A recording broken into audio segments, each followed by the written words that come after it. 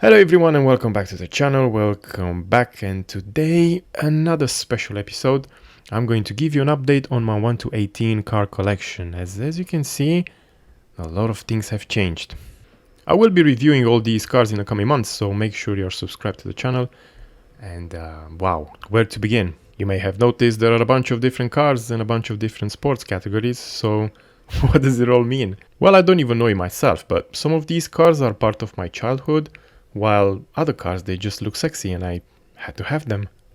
So let's jump into it, because time is money, and oh boy, there's a lot of money here in this one. So this collection sits in my home office. I have replaced the 1 to 43 collection with this one, and it just looks a bit better in Skype calls, in Zoom calls, and it's always a really nice icebreaker. This is the Mercedes-Benz W196, as driven by Stirling Moss, 1954-1955, and also has the signature of Sir Stirling Moss. It's a pretty cool item. Next shelf is all about Michael Schumacher, and here we have from left to right, the Ferrari F2002, and wow, just look at that, amazing. For me, this is one of the most beautiful Ferraris ever made, Formula 1 cars Ferrari. That is the black livery Fiorano test. And the last one there is the 2001 F2001 driven by Michael Schumacher. And here there are more Michael Schumacher stuff. You can see there. Well, actually, this is labeled Jean Alesi's first win, but it's a Benetton. There in the middle is the Quarzo Alain Prost World Champion. The cover there at the back comes off, and you can see a stunning Renault engine.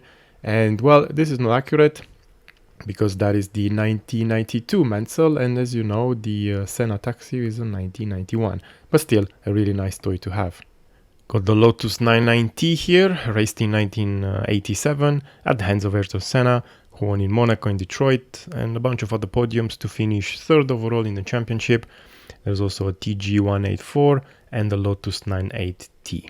I've always been a fan of that John Player special livery. It does look quite special. Moving a bit further down, there's a section that is dear to me.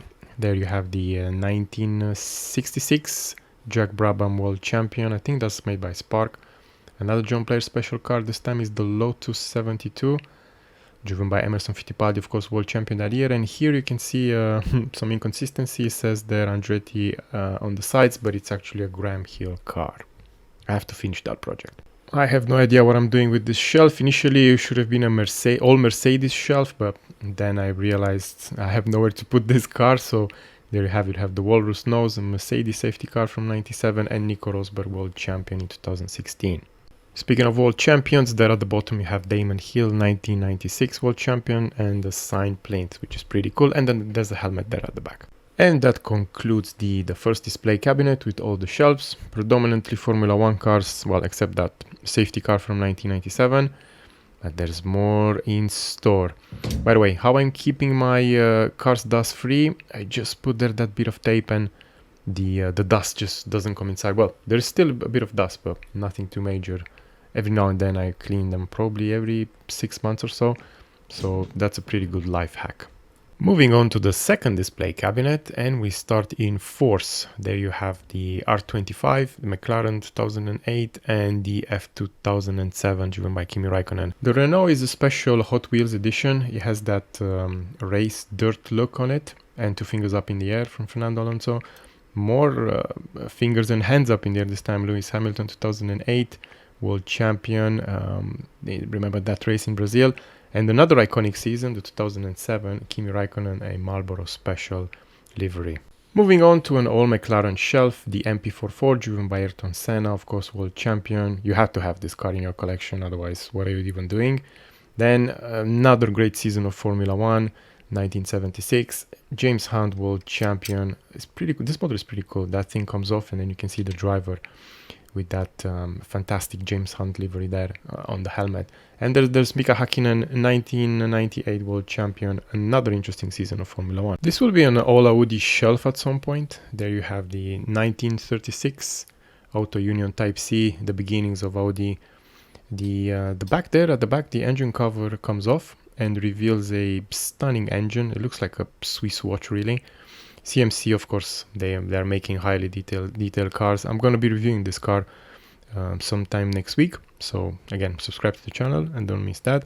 This car is here purely for delivery, and I really like these Audis raced in DTM in 1991. The last car there is the famous Aston Martin DBR1, arguably their most successful car there is. They won the 24 Hours of Le Mans, and this model is made by Shelby Collectibles, and quite an unknown diecast manufacturer, at least for me, but the details on this car, they are quite good. And if you like the 24 Hours of Le Mans, well, I got more interesting cars for you. This is the Jaguar XJR9. This car won everything in 1988, including the 24 Hours of Le Mans and the Daytona 24 Hours at the hands of Martin Brundle. I think they had a different livery, not the seal cut. Now, this particular model is made by Exoto, and as you can see, the details there with the removable engine cover at the back, it's just simply stunning. And I'm sure you recognize next to the Jaguar, there is the Mazda 787B. This car won in 1991, the Le Mans 24 Hours, at the hands of Johnny Herbert, among others.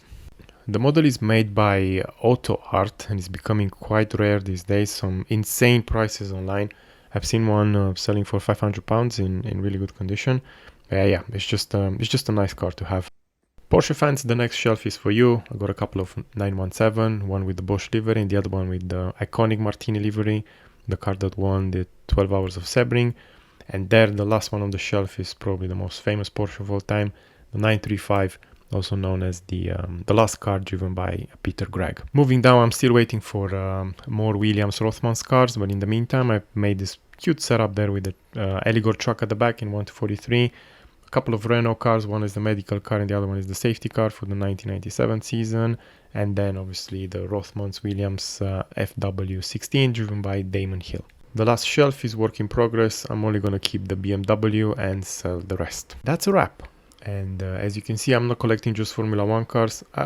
From experience, looking at Formula 1 cars, they tend to be quite monotonous because it's sort of like the same design.